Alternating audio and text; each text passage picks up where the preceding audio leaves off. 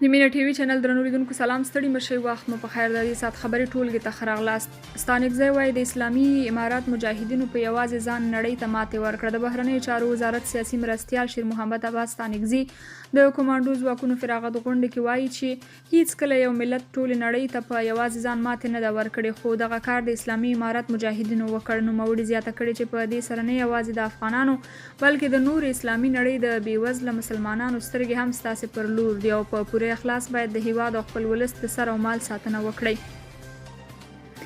د طالبانو حکومت د سرپل ولایت په بلخاب ولسوالۍ له دوی د جلا شوي قومندان مهدي مجاهد د پلویانو پر ضد تصفیوي عملیات تایید کړل. د طالبانو دفاع وزارت نن شنبه جون 15 د چنګاښ 4 د یادو عملیاتو اړوند یوې اعلامیې کې ویلي څو ورځې وړاندې د هیواد دفاعي او امنیتي ځواکونو د سرپل ولایت اړوند بلخاب ولسوالۍ کې د بغاوتګرو پر وړاندې ګډ چاڼیز عملیات ترسره کړل. دغو ځواکونو نن سهار د هغو سیمو په نیولو سره چې باغیان پکې موجود و عملیات پای ته ورسول. په اعلامیه کې ویل شوي چې د عملیاتو کې د اسلامي امارت ځواکونو ته کوم زیان نه دی غوښتی او د دوی په خبره باغیان له مقاومت پرته د سیمې تښتېدلي. د طالبانو دفاع وزارت زیاته کړې چې دغه عملیات لا هم د یادې ولسوالۍ د لرې پرتو سیمو د پاکولو په موخه له کوم خنډ پرته مخ پر روان دي.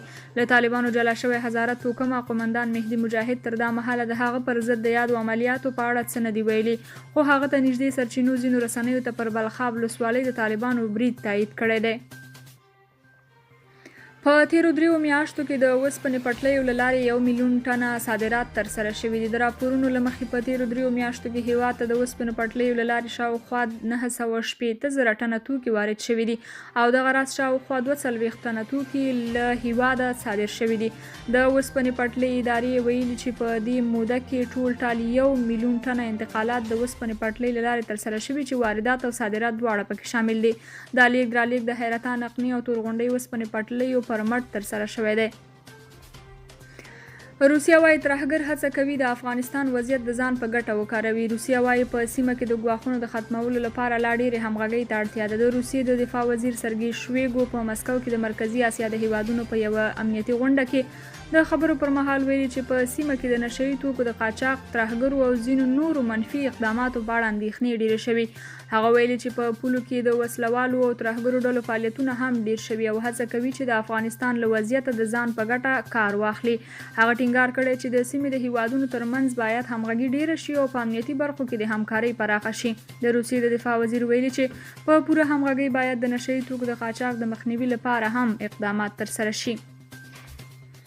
ملا برادر وایي دښمن ماتې خوړلې خو سیاسي او اقتصادي دسیسیو یې پای نه دی موندلی. د کمانډوي ځواکونو د فراغت مراسمو کې د ریاست الوزرا اقتصادي مرستیال ویلي نن الحمدلله اشغال ختم شوی، دښمن پوره ماتې خوړلې خو په سیاسي او اقتصادي برخو کې لا هم د دښمن دسیسې پای ته نه دي رسېدلي او په هره ممکنه لار زموږ پر وړاندې خنډونه جوړوي. نوموړي زیاته کړې لکه څنګه مو چې د اشغال په مقابل کې سپېڅلې مبارزه وکړه، همداسې به د دغه هیواد د ساتنې او اقتصاد لپاره هم په پوره میړانه مبارزه کوو او دا کار ستاسې پر مټ شونی دی.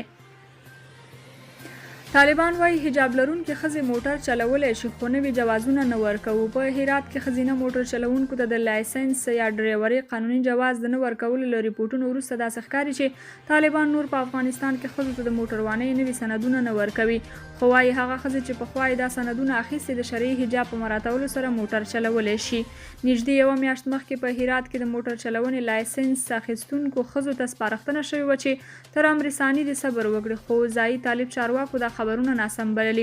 اوس بي بي سي له ځینو داسې ښځو سره خبرې کړي دي چې تازه یې د جواز اخیستو هڅه کړې خو منع شوي دي. په دغه ریپورټ کې مو د ځینو نومونه د هغوی د خوندیتوب لپاره بدل کړي. یو چارواکي د نوم نه ښودلو په شرط یوازې دومره راته وویل چې تر اوسه د هرات ترافیکو د ښځینه موټر چلوونکو مخه نه ده نیولې، خو د مرکزي حکومت چارواکو ښځو ته د موټر چلونې د نوو جوازونو ورکول بند کړي دي. د هرات د امر بالمعروف مشر شیخ عبدالرحمن مهاجر بیا بي بي سي ته ویلي د هرات امر بالمعروف ریاست له لوري ښځو ته نه دی ویل شوي چې موټر دې نه چلوي، ځکه چې په هرات کې ښځې په ډېر ښه حجاب کې موټر چلوي. که دوی شرعي حجاب سره موټر وچلوي نو هیڅ ستونزه نشته.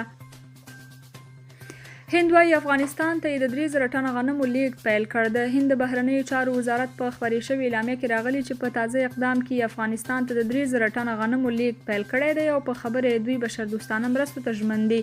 هند غراز وايي چې په وروستیو کې د خوړو د نړیوال پروګرام په مرسته افغانستان ته د شاوخوا 3500 ټنه غنم لیږدولي دي.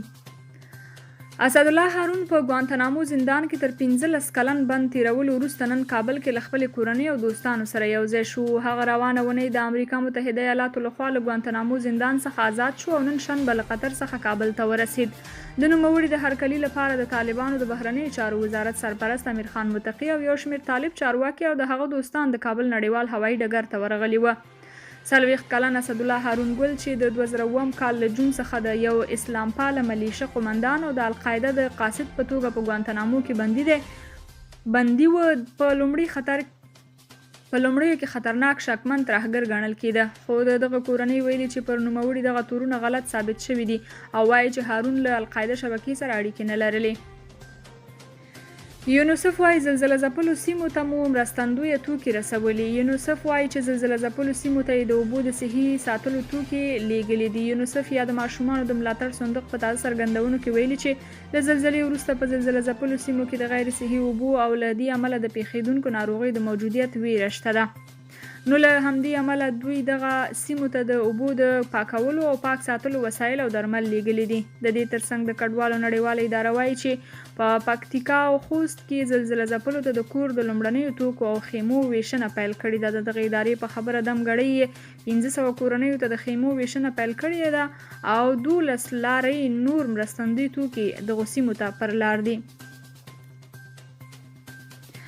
د ملګرو ملتونو پخوانی استازي زلزله ځپلو ته د اسلامي امارت پر وخت رسیدګي ستایلې ده.